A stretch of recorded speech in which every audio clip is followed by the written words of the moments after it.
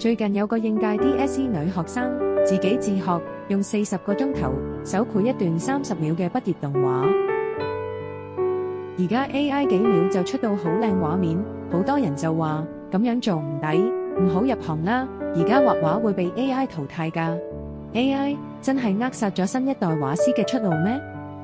但係個女學生自己就話，親手畫嘅投入感係 AI 冇辦法取代。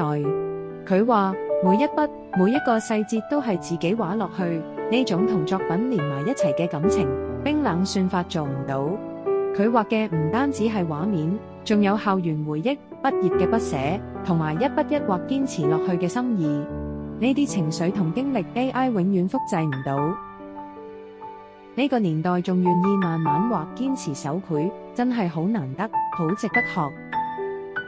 亦都衷心希望佢可以一直 keep 住呢份初心，將來做一個有溫度、有靈魂嘅畫家。